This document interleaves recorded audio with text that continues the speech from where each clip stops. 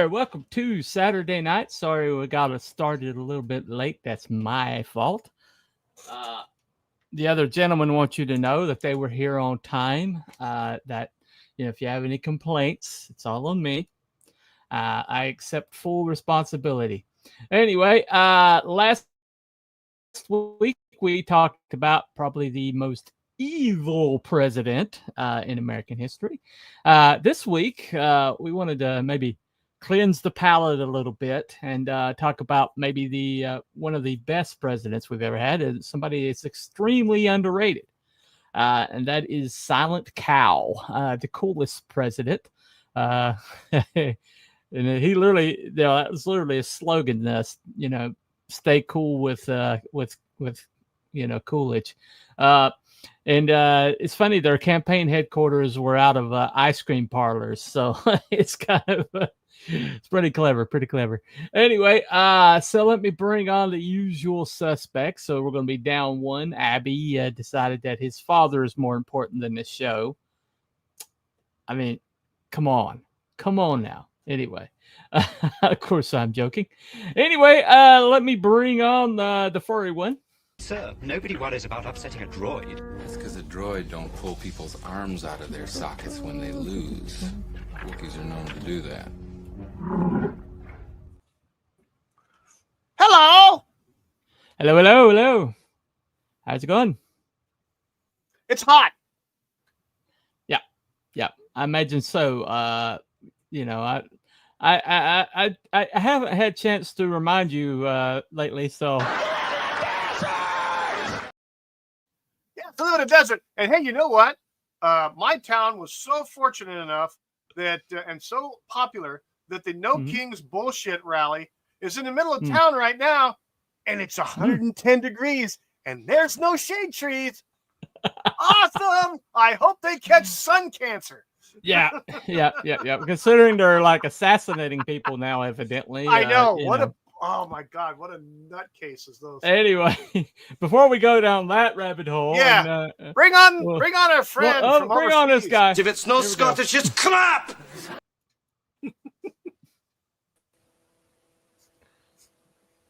Hello. Cruel, welcome. All of that lovely talk of weather just reminded me of the fact I got soaked this afternoon. Thank you. It's raining in Scotland? No. No. It's not raining now. But when I decided to go out, it was raining. See, that's how it works here. There you go. Yeah, by about 7 o'clock. Hey, Craig. By about 7 o'clock, when I wasn't going anywhere, it was like, oh, let's dry up. Oh, thank you. There you go. Mother Nature actually probably has it in for you then. Yes. Clearly. Yeah, pretty much the whole British Isles. Anyway. Okay, so we are going to talk about yet another president. I think today's going to be a little bit more pleasant than last president we covered. Yes. As a matter of fact, he was just there was just like one president, and then there was Harding, and then it was Calvin Coolidge. He was vice president to Harding, and then he had the temerity to die in office, and kind of left Calvin holding the bag. Pretty so he much was the 30th president. Yeah. Right. Yep. So anyway, so a little bit. So can you guys think of another president that's as underrated? Do you have any other candidates? I don't think so. I mean, I didn't know who. I don't know. I didn't know who this guy was. I'll be honest. So there you go. See. See. There you go. That makes the point. Okay. So I didn't know this until I started looking into Mr. Coolidge here, Calvin Coolidge. Sorry. Calvin. Did I say Calvage? I said Calvage. Calvage. Right? Yeah. Calvage, you're creating a new language. I'm creating new words now. There you go. Well, this particular president, basically, he's Reagan, Ronald Reagan, pretty decent president in his own right, I would say. Mm-hmm. You know, he had a really big economic boom during the 80s. And guess which president he commissioned to have on his wall in the Oval Office? Anyone? Silent cow. Silent cow. Yes. And so he basically he kind of fashioned his physical policy after Mr. Coolidge, and then you know what happened when Calvin was in office. Anybody remember what happened in the 20s? What that was called? The Roaring Twenties. The Roaring Twenties. He cut taxes and he cut government spending. He cut government, the size of government. Yep. I mean, imagine a president that wants to lower taxes so Americans don't have to work too hard. Yeah. Right. Exactly. Wow. Imagine that, eh? Yep.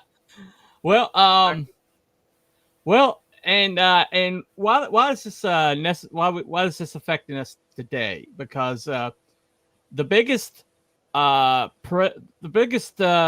fan of Ronald Reagan's policies happens to be Donald Trump. I've heard of him. Yeah. Sound familiar, right? Okay, so Trump is trying to ape Ronald Reagan, and Ronald Reagan was trying to ape Calvin Coolidge. Mm-hmm. And so, basically, the economic upturn that Calvin Coolidge oversaw is similar. The next biggest one we had was under Reagan, right? And so, when Reagan started, cutting policies and making a smaller government, what did Reagan say? What's the 5 worst words in the English language? I'm from the government and I'm here to help. That's true, though. Exactly. Well, Calvin Coolidge had a similar statement that he made. It's basically the business of America is business. Yeah. Oh, yeah. I've heard that. I've heard those words. Yeah. Yep. Yeah. He had a lot of little pithy sayings like that. He was I did have like his hold on. I had some of his quotes pulled up, but we'll see some.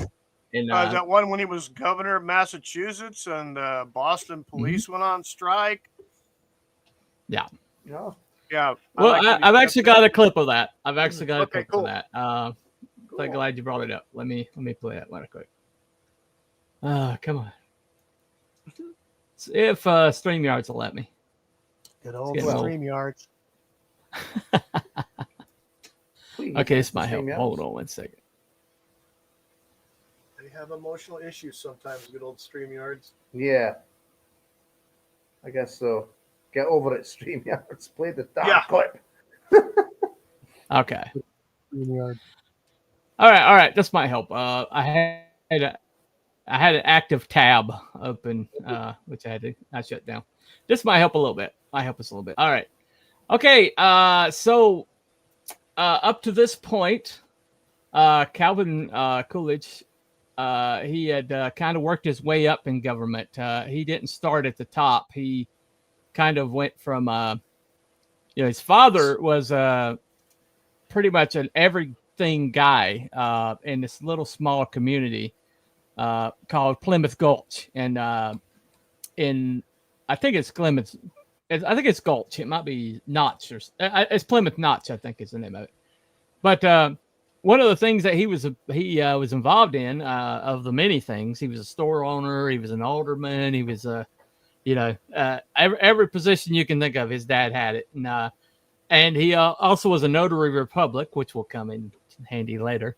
But one of the things he did was he collected taxes, and so Calvin got a good eyeball of what it meant to for people to give their hard-earned money over to you to take to the government. Yeah. So he was kind of a middleman, and that made a deep impression on him. that what taxes actually are is taken from working people and given to the government. And so that kind of came in. It was pretty important later. But anyway, so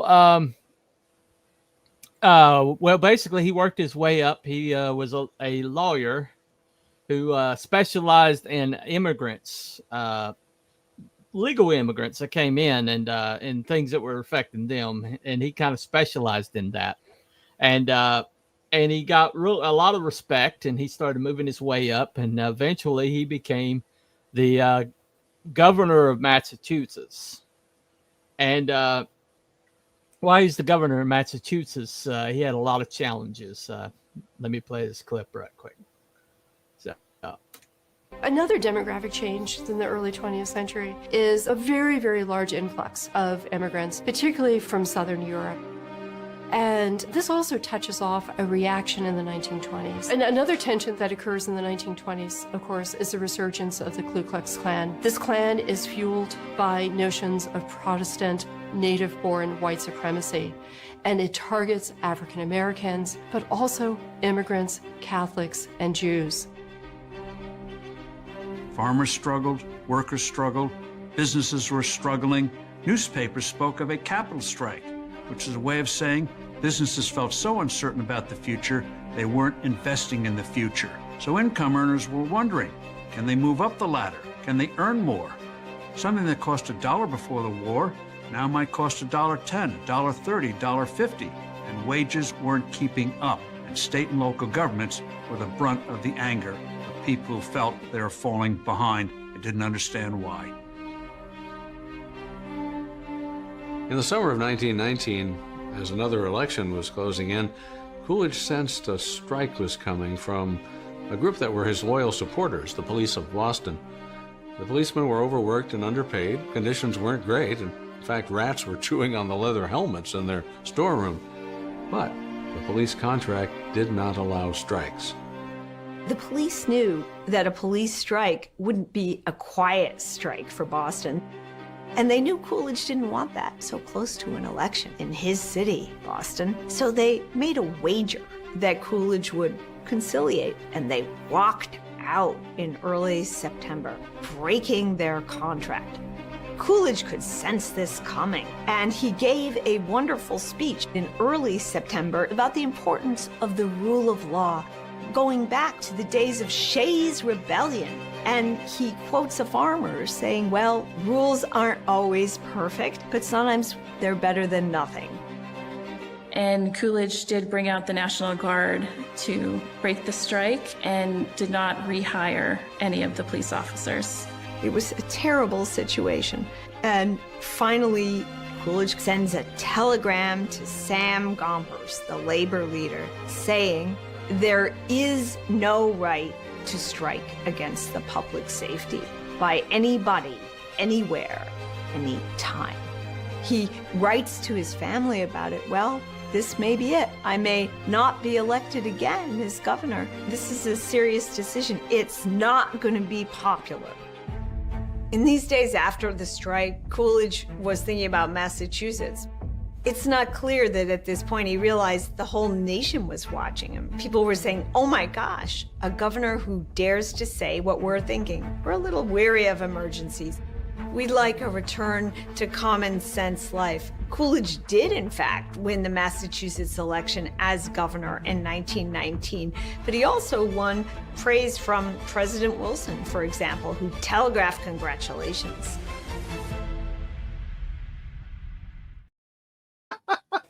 The look on Coolidge's face standing next to Wilson. Yeah. No, that arsehole. I'm standing next to Satan. Get me the Yeah, hell out seriously. there. Seriously. Yeah, I'm sure Calvin was probably like, did I do the right thing now? Yeah, exactly. Yeah. Okay, let me address this right now. Well, look at Good this. stuff. Thank you. Good We stuff. Where you been? parkours. We want Love you. parkours. Parkours is the best. Everyone agrees. You'll love them. Everybody loves them. The opinions expressed by Mr. Good Stuff are not necessarily the opinions of this program. Yes. So That was a very corporate response. We need yeah. We need both of them in the chat. Where's I Mrs. know. Stuff? Come on now. Lots of wackiness and well, anyway, Get them both in here. the best derailers in the business. They're really good. They're really good at it. Well, Anyway, we love them. I love them. so people are always a bit loony, glad to see nothing changes, no matter the age. Right. Well, Oh, yeah. so essentially, he basically he made a decision that wasn't based on politics because he was basically cutting his throat by making this choice. And how many politicians have you seen that was like, okay, I'm going to tick off my biggest support base by doing this, but because it's the right thing to do, and we can't leave Boston without a police force, because they decided to basically leverage people's safety to get for a pay raise, and so he did what was necessary. Yeah. And what was necessary for the safety and protection of the general public. And he needed to do it. Yeah. Well, he had no alternative, Yeah. And he made a very good point. Well, he fired them all. Yeah. And rehired other people, brought in the National Guard to help police the city, until they got the police force back where it needed to be. Yeah. Well, he proved that leadership is not necessarily doing the popular thing, but doing the right thing. Right. Such as sending the National Guard or the Marines to L.A. Yep. Yeah, that's never happened. Never happened. Yeah. I'm just giving a vague example here. A vague example of something that's totally never happened recently at all. No, for instance, it's just for instance. Anyway, so what that did was that put him on the map nationwide, and kind of like DeSantis. Some of the choices that DeSantis had made in Florida have kind of moved him into the national conversation, and that happens. Sometimes if a governor makes a good choice, a good decision like that, it definitely moves them up the ladder. Or a bad governor makes a bad decision and it really moves them at the bottom of the infamous list. Well, unless you're Democrat, evidently that makes you it makes you like a candidate for them. Just saying. Yeah, they always want to pick the lowest common denominator. The Democrat ones seem to fail upwards for some reason. Yeah, exactly. Imagine that. How the hell does that work? I don't know. But they fail upwards. I don't know. Just an observation. Anyway. Yeah. So all right. So what happened was he got onto the ticket with James Harding, and who was the 29th president, and because of the backlash against Woodrow Wilson, the Republicans had a really strong, shift, and they basically controlled both houses, and the House and the Senate, and so he got in on the ticket with Harding, and he became. And I think Harding basically thought that Coolidge was going to be somebody that he could control, because Coolidge was kind of low key, and Harding was very blusterous and very bombastic, and so he was a criminal. Yeah, he thought he was going to be his Mike Harding Kent, was basically.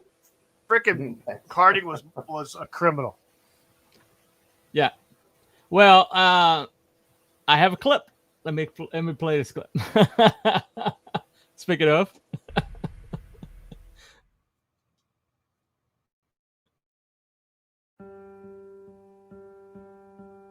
No doubt it was the police strike of Boston that brought me into national prominence. The country had little interest in mere destructive criticism. It wanted the progress that alone comes from constructive policies. So how do opponents challenge an incumbent? By differentiating themselves. In the 1920 election, Republicans came across as the anti-crisis party. So Calvin Coolidge was seen as standing stalwartly for law and order, for what was best in America.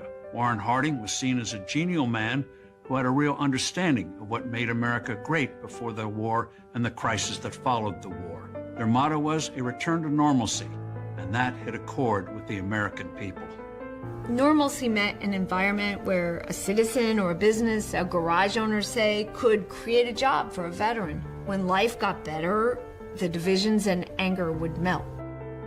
The individual planks of the Harding-Coolidge platform were absolutely key. It was what they stood for, what the party stood for.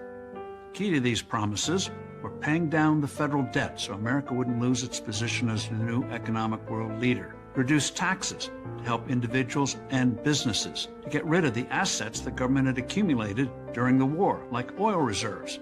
Why not sell them back to the private sector, where they belonged? Creating a budget bureau to end the anarchy in the budget process, so you could get control of spending on the federal level. In this election, voters weren't just voting for candidates, Warren Harding and Calvin Coolidge. They're voting for normalcy, getting America back on track again. A normalcy won in a landslide. Harding told friends he wanted an outstanding cabinet, and he did appoint many outstanding members. The most prominent was Andrew Mellon. He was the greatest industrialist of his time.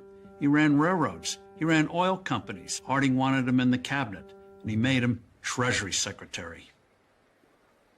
There was no official residence for the vice president in those days, so the Coolidges moved into the Willard Hotel in downtown Washington. The city didn't know what to make of this quiet vice president. So there is a story. It was Vice President Coolidge. He had to go to dinner parties as part of his obligations. And he was once seated next to a woman who told him she had a bet with someone that she could get him to say more than 2 words during the dinner. And his response was, "You lose." The Willard Hotel was no place for boys or pets. The Coolidges found they had to pack their children off to boarding school at Mercersburg Academy in Pennsylvania. They were a bit lonely. One day, Mrs. Coolidge saw a mouse come out of the wall in her hotel room. She fed it a few crumbs. The mouse became her pet. Harding managed to honor several key promises. One, he got through a tax cut. Another was he created that budget bureau to create order where there'd been anarchy before. Chief problem with Harding was a lack of discipline. It was the beginning of the era of Prohibition. Yet the President of the United States had drinking parties in the White House. That, of course, undermined respect for the law and also undermined respect for the individual president, Warren Harding.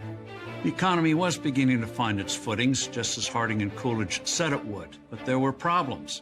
While there were outstanding members in the cabinet, like the Secretary of State and the Treasury Secretary Andrew Mellon, several other members were engaged in corruption. For example, they sold oil rights in a place called Teapot Dome to their friends, not to the highest bidder. So the anti-crisis party had a crisis of its own. And Vice President Coolidge was sitting there taking it all in. Oh, yeah. The frickin' Warren Harding, his whole cabinet was, they call them the Ohio Gang or something like that, because they're pretty much all from Ohio. And, a lot of... Andrew Mellon was pretty much the only like, legitimate person that was, like, trying to look out for the best interests of America. Absolutely. And he had that awesome mustache. Perfect mustache. Hey, Time Prophet's in the chat. Hey, well, hello. Good to see you. Yay. Anyway, so here we have That's a great story. It just sums up Coolidge so well. Lady's like, I have a bet that I can get you to say more than 2 words, and he's like, you lose. That's the best. That's the best. And the rest of that story, though, was that he didn't talk for the rest of the night to anybody. Yep.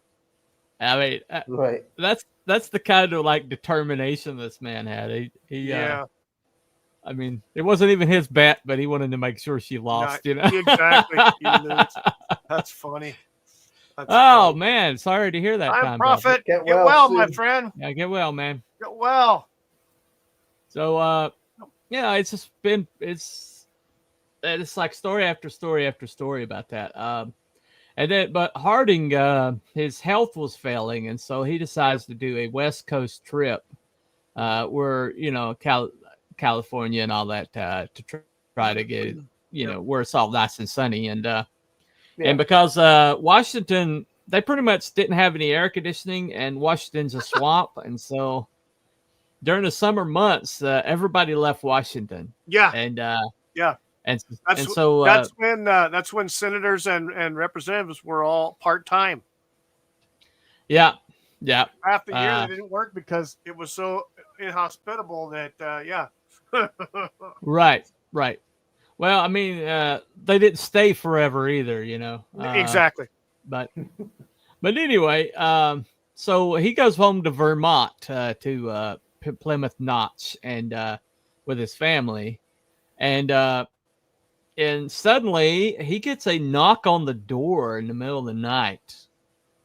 And they basically tell him, well, Harding just died, and you're president now. You're president now. And oh, goody. Yeah. And so the first thing he did was he prayed, because he's a Congregationalist. And so that's pretty much a good choice to make to me, as a Christian. Bunny, real quick, was he in any way, shape, or form a pastor or anything like that? No, he wasn't. He was just I think he was a deacon in a church at one point, but he was never like a pastor or anything because, like that. Side note, in my former job as a custom picture framer, I actually framed some memorabilia pieces from Calvin Coolidge's days in the White House, which wasn't called the White House. And one of them was a small little songbook, from a church songbook. Was one of the. It was like it's like a little notepad, but it was like all printed and stuff, and something that he had with him in the White House or in the in the president's office. So anyway. Yeah, it was kind of cool. Well, I've had pasta, but never in a church. Yeah, no problem. Well, but he probably had that as kind of like a part of his his spiritual life. He probably had a Bible, and he probably had a hymn book. That's back when hymns were written like theologically correct, and they weren't these vapid praise songs. No. Yes. Yeah. But so he had his father swear him in as president because his father was a notary republic. And so he sent a cable to Washington and said, make no decisions until I get there. And because he was afraid that Harding's little corrupt gang was probably going to raise the he's probably going to raise the place. And so they'll loot the place. So he tried to make sure that no massive decisions were made until he was there. Right. But then when he got there, the federal government's like, your father is a state functionary. We kind of need a federal thing. So so he was sworn in officially in the federal capacity. But he only had a year and a half left of Harding's term. Right. And everybody's like, he ain't going to be able to do anything in a year and a half to change anything. Yeah. But pretty much pretty much the first from the first day, he kicked out everybody but Mellon. Yeah, and started from scratch with. Yes, he did. Yeah, he cleaned house. Everybody, all of Hardin's friends went bye-bye, and he kept Mellon. And he pretty much the first thing he did was try to get a lower tax rate for businesses. He was aiming for 25%, but he couldn't quite get that. But that's what he was aiming for. And he also made a lot of other choices that just like immediately made a difference in everybody's everyday walking around life. And and because of that, he rose to like popularity extremely quickly. Now, this is really interesting. Radio and electricity in houses all came in around this time. And because he had no trust of the press, he started doing radio. He did like twice a week press conferences, but then he did radio, like fireside chats. That FDR stole that idea later, because he wanted people to know why he was doing all the things he was doing. Because what would happen was he would cut something, and then the press and the opposing party would run to the papers and start like decrying that he was like putting widows and orphans out on the street or doing stuff like that. The usual stuff. Yeah. The usual. Yeah. Yeah, he was the first one to use media like that, man, the medium of radio. Yeah. Yeah.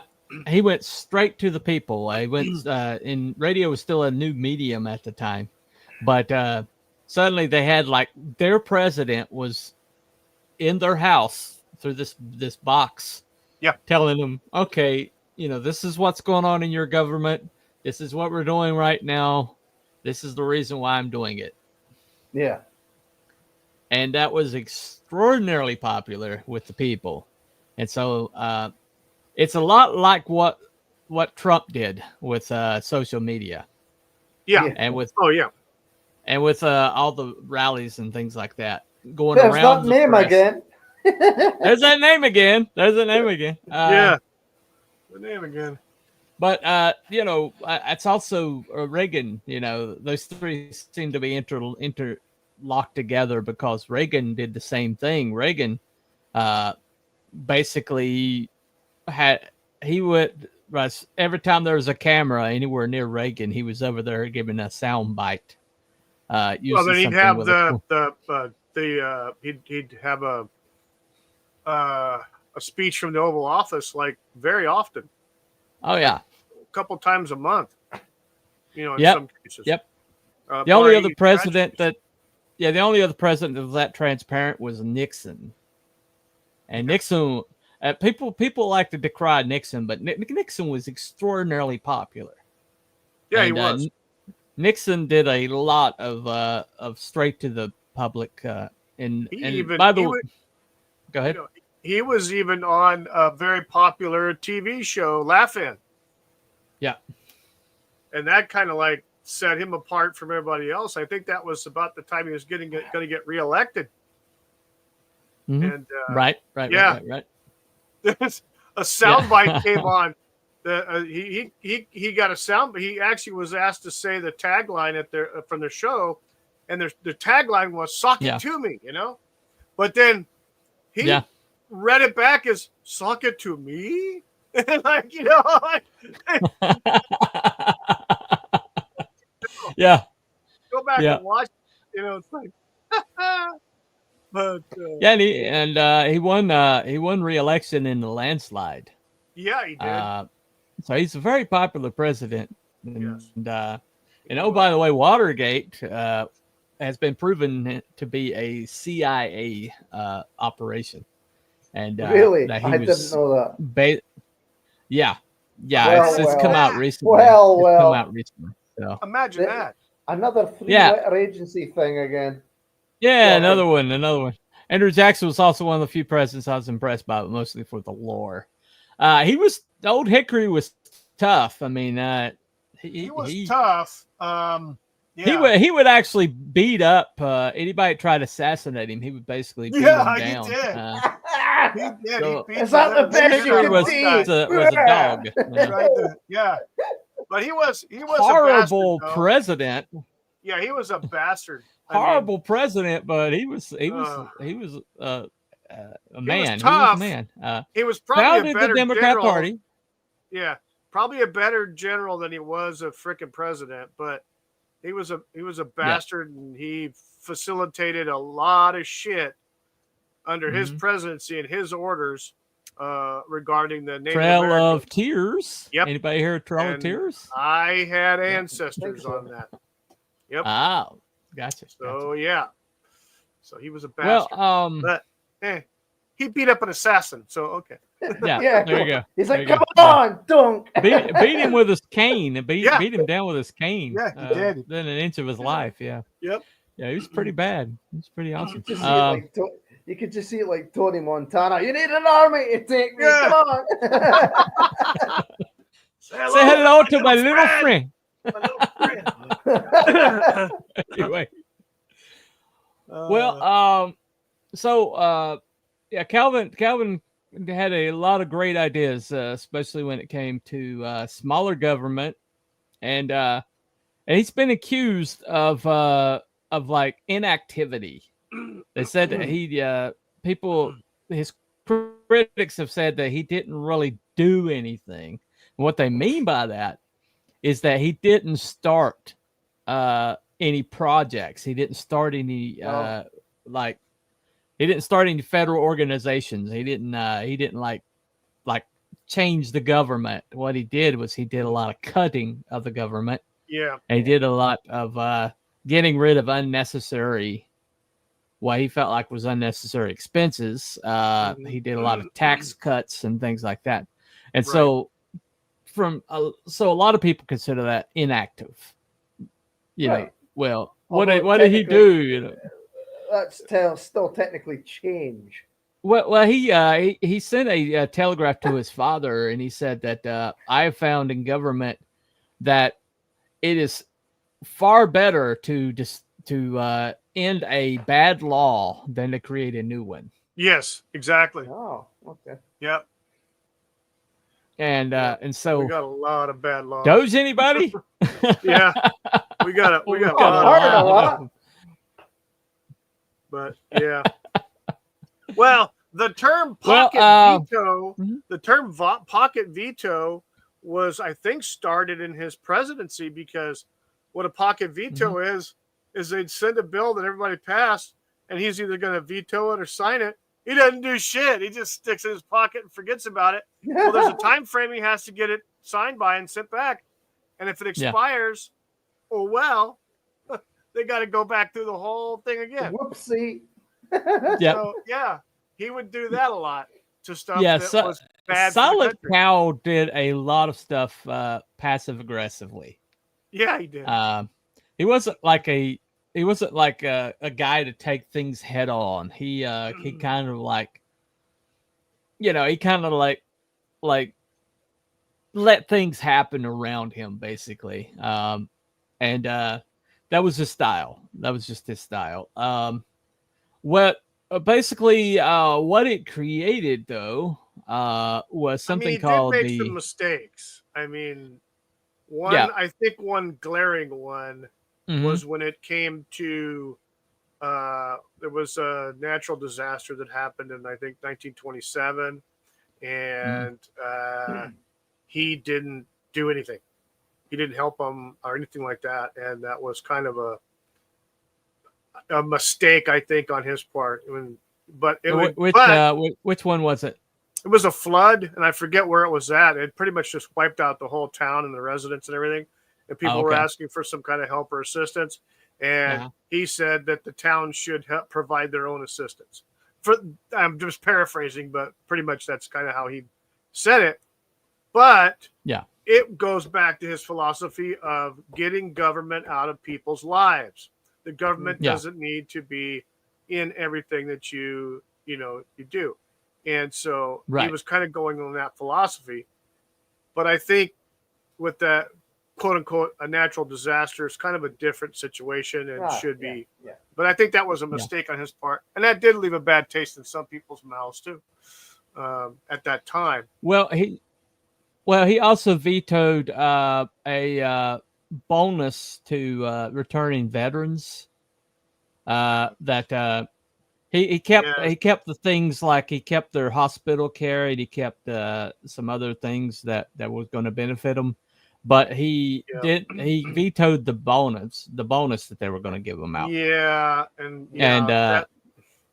But you know, the Congress like overrode his veto, but you know, he just basically was like proving a point that he wasn't going to do things for political gain. Well, I don't know that Congress overrode the veto in time, because there was a quote unquote riot or protest of World War I veterans who basically camped out in Washington, D.C. for months. And it's not just the veterans, it was their wives and children. There was a whole bunch of people, thousands, probably tens of thousands of U.S. veterans who were there protesting because they were promised a bonus for going overseas and getting legs shot off and dying and all this other crap. They didn't get it.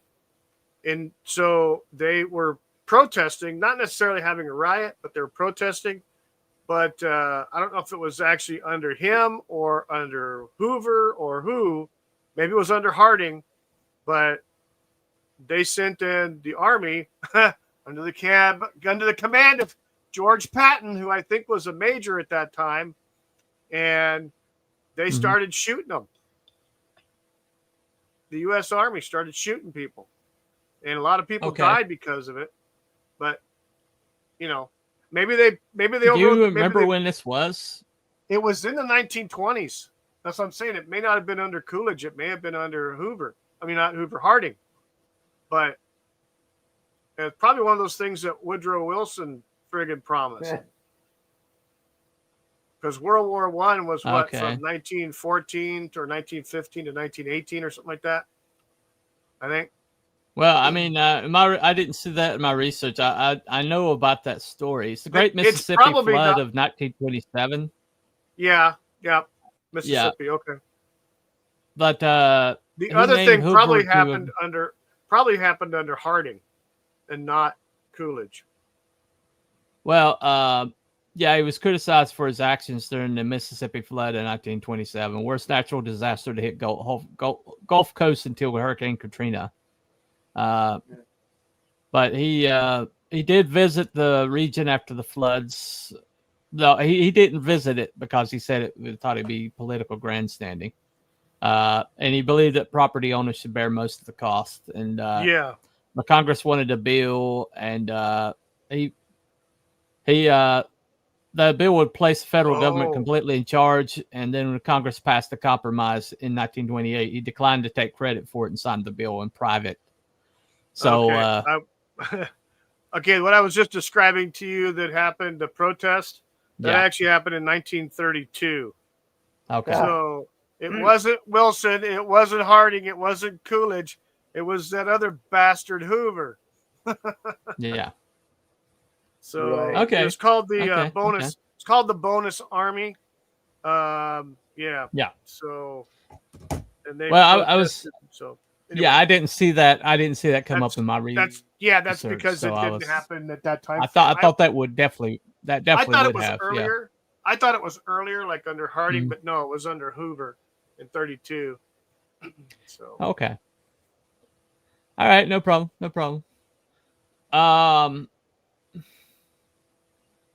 Check that comment for me. Wasn't the flood from a burst? No, it was evidently a flooding that caused the Mississippi to override the banks. Okay, there's another. Is that it? Oh, okay, that's the last one. Okay. Yeah. All right. Well, one of the things though that happened during his tenure is called the Roaring Twenties. Oh yeah. Let me play that right quick. While anything that relates to the functions of government is of enormous interest to me, its economic relations have always had a peculiar fascination for me. What Coolidge meant by a constructive economy was cutting the budget bit by bit, which added up over time. The same went for taxes. He paired the two, budget cuts and tax cuts, and he delivered on both. Not only at the beginning of his presidency, but 2 years, 3 years, 4 years in, the budget was cut. What do? They go back at the tax fight again, even though it was a bruising one. This time, Coolidge and Mellon had more success. They did get that top rate down to their target of 25%, but they also cut other taxes, including excise taxes. It was one of the best tax cut bills in American history.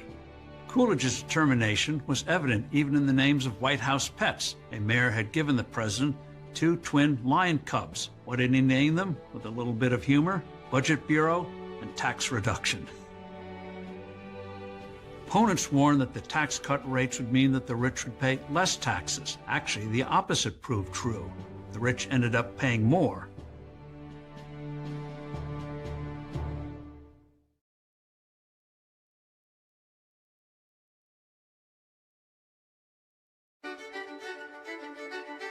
People could see that the normalcy bet was paying off.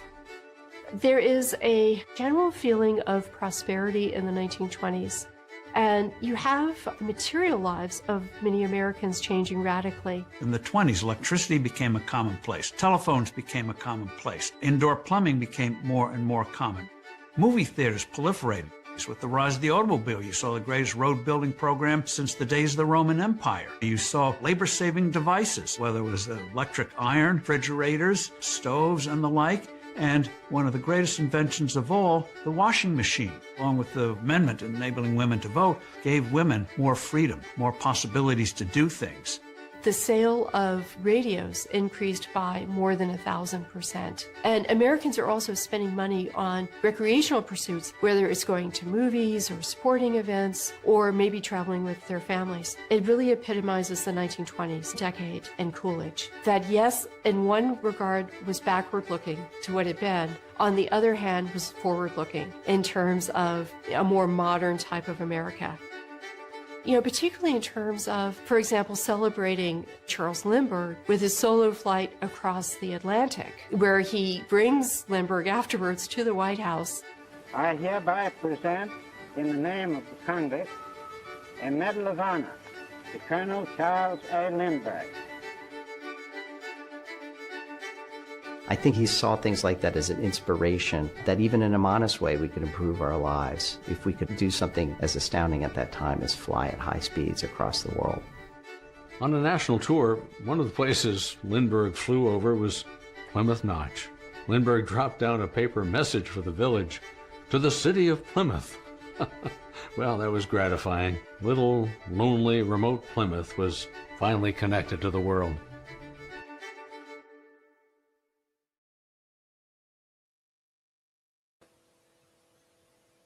Little Plymouth. Yep. That was our downfall. You know what's funny? Is so you've got the Roaring Twenties. Buddy, you remember how the 80s were, right? The 80s, I remember that. we were coming out of the frickin' energy crisis, the gasoline stuff in the late 70s. A lot of the economy was crap. Regan came along, 81, 80, 81, and by 83, 84, you've got like things just blowing up. Right. Right. And you had businesses coming into, business coming out, new trends coming out, new, instead of having 3 channels on TV, then you were getting all of a sudden the expansion of cable, and HBO came out of nowhere. People got to see movies they couldn't go to the theaters to see. You have a lot of technology was expanding because of the economy coming about. Yeah, there was some things that happened that were kind of a negative, like steel industry started taking a nosedive in the United States, but that had to do with treaties that were signed by Carter in the 70s.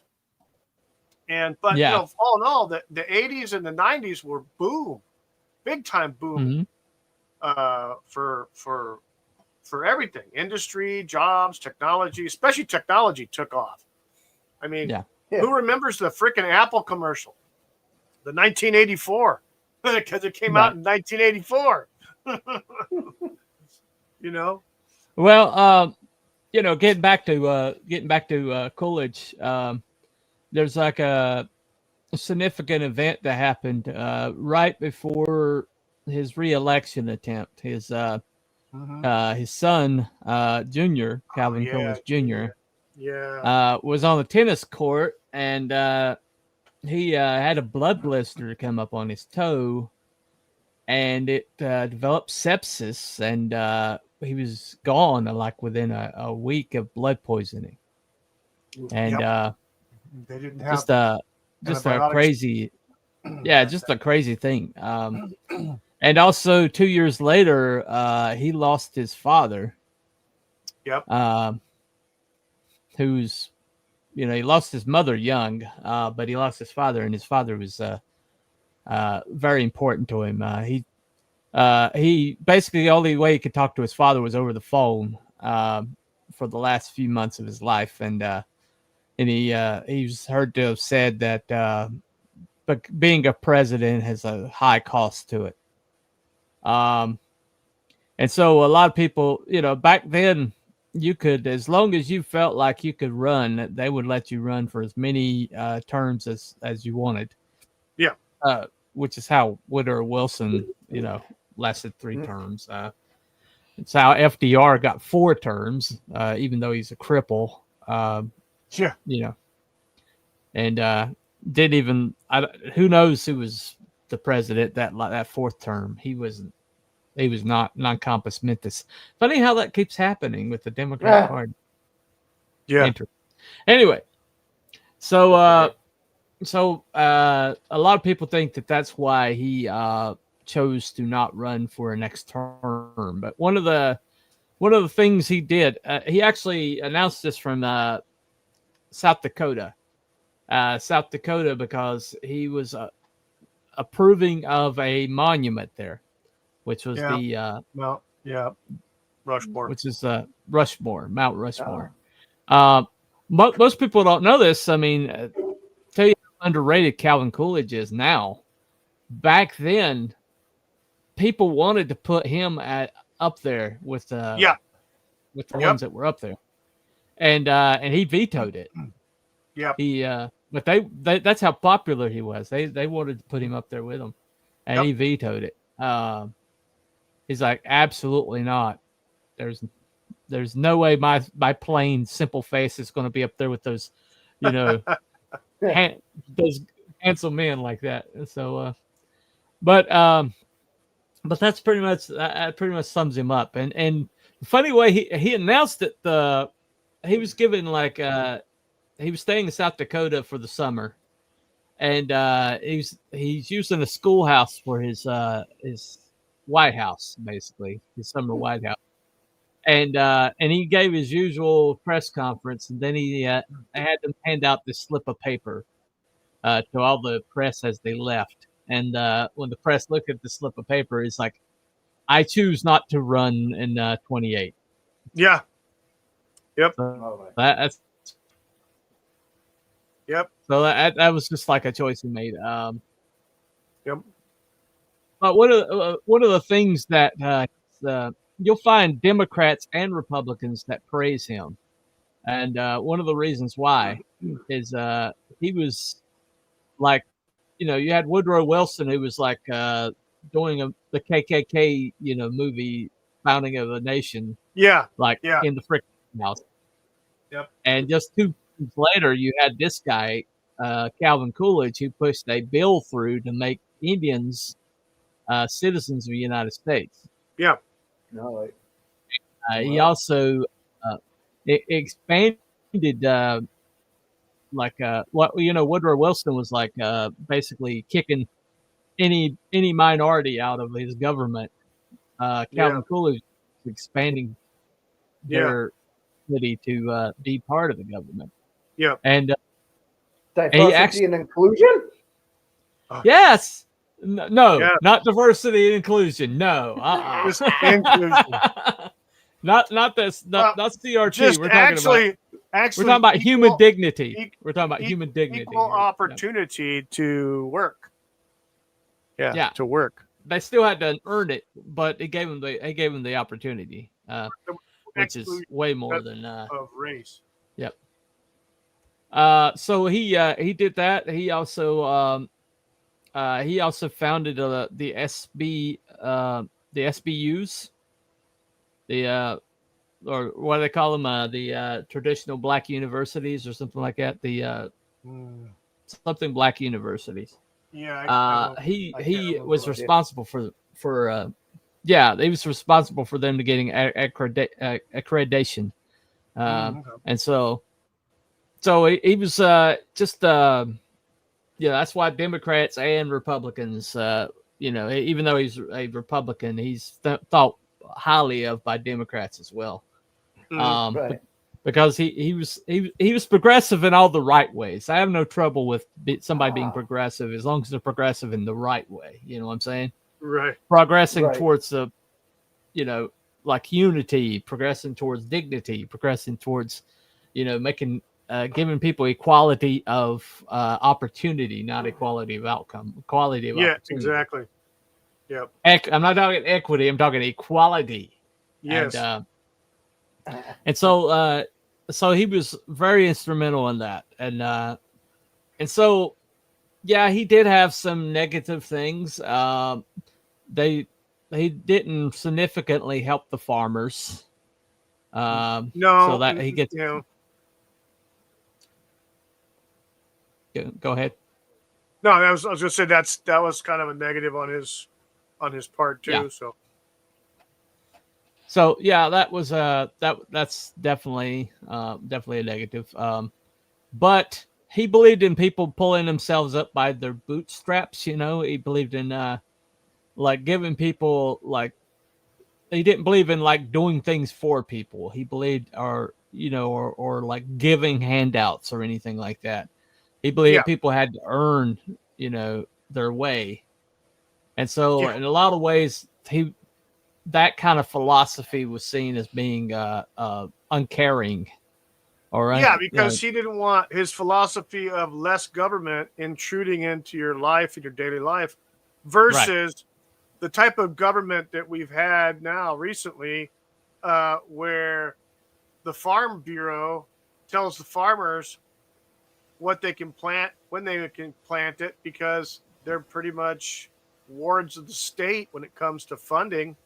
I mean, the whole reason why we had the egg situation last year was because the Farm Bureau told the chicken ranchers to cull 100 million chickens because of no evidence of bird flu. None. Zero.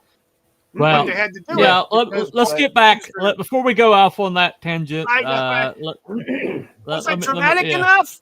Was that dramatic enough? Okay. Anyway, because I can hear you winding up, so we're kind of moving up to the end here. I know. I need to maintain low tone. No, it's okay. It's okay. But this was his life philosophy. He said, "Nothing in this world can take the place of persistence. Talent will not. Nothing is more common than unsuccessful men with talent. Genius will not. Unrewarded genius is almost a proverb. Education will not. The world is full of educated derelicts. Persistence and determination alone are omnipotent." And so that was his philosophy. Educated derelicts. So how appropriate that is. Oh my Educated God. idiots. And for that quote alone, the man deserves respect. Definitely. He does. Anyway, let me get these quotes and we'll start checking our votes here. Educated idiots. Right. That's what it means. That is clucking crazy. Yeah, there you go. Professor Coop. Well, this show I am. I'll never have a degree, but it is what it is. So similar, yeah.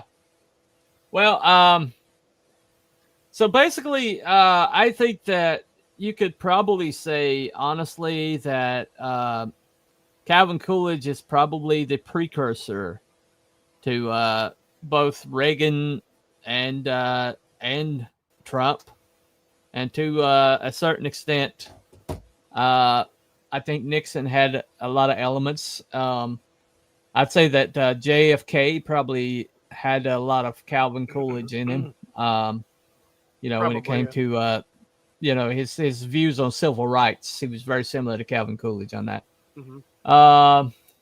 Not voting, too ill to vote. Oh, hang in there, Time Prophet. Hey guys, long time no parkour. Hey, Miss Good Stuff. Hey! There she is. There she is. There she is. So, all right. We're gonna go ahead and check our polls and the chats. Let me check mine. Oh see yeah. what I got. I think I have a record here. Okay. I have a record.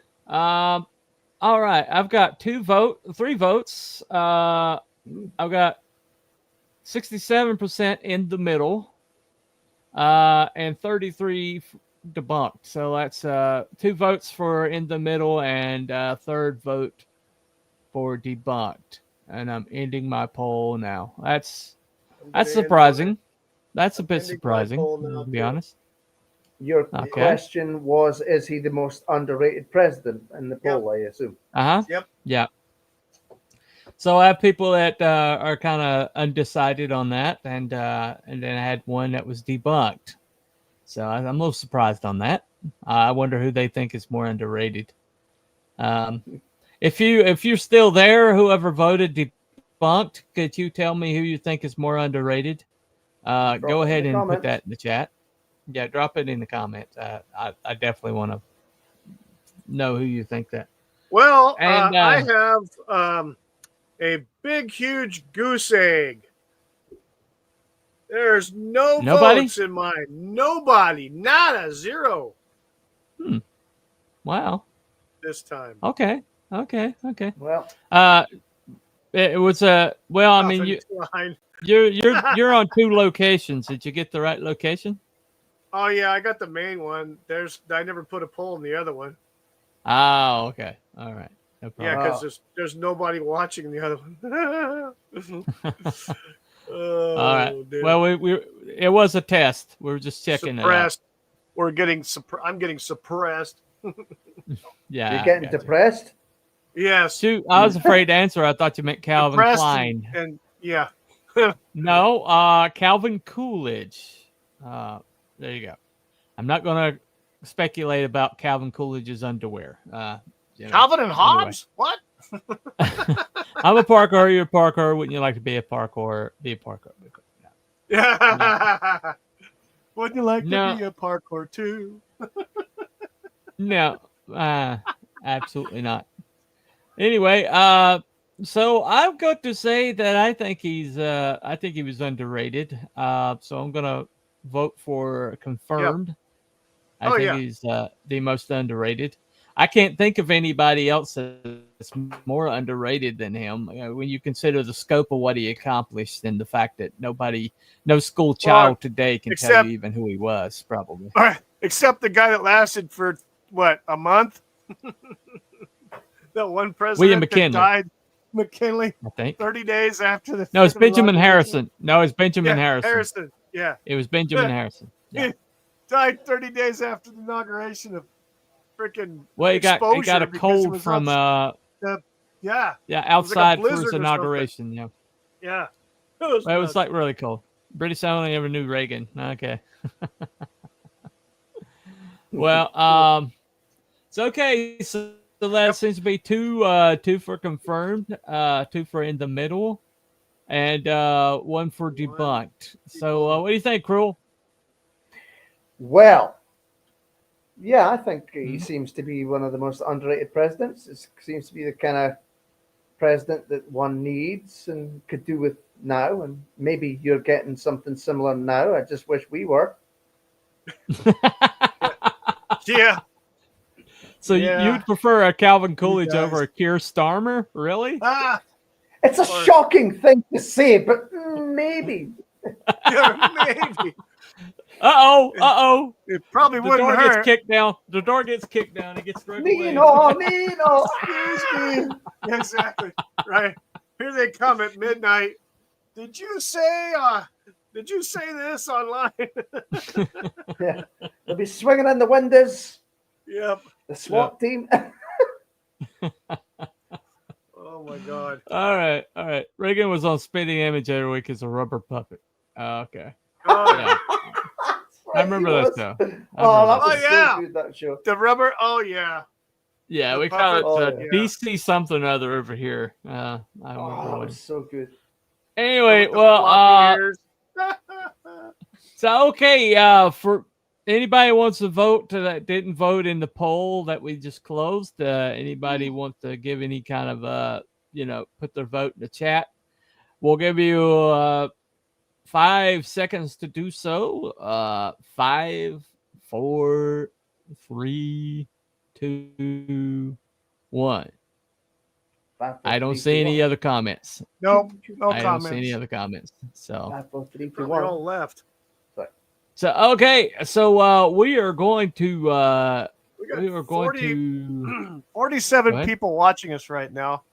Yeah. I think the vast majority of them are on X. Probably. Yeah, well, you can actually chat on X now. Yeah, I'm going to see if I can do a poll. I left you comments there the other night. Yeah, I was on yeah, X, and I saw it on StreamYard, so you can chat on X now.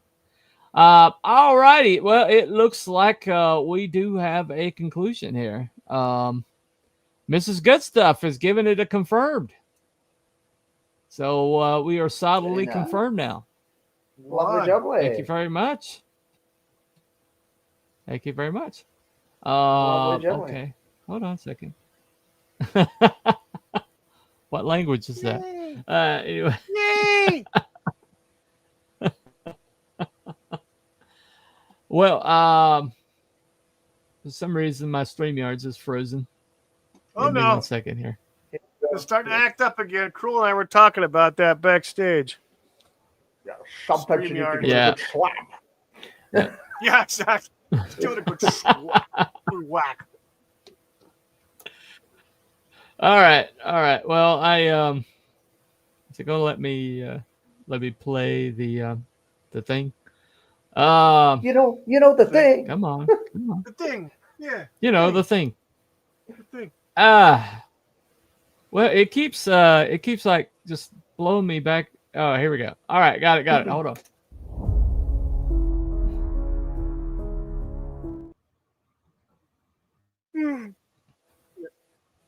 Well, StreamYards, you're lucky because I was waiting to roll up my sleeves. Give him a good smack. Oh yeah.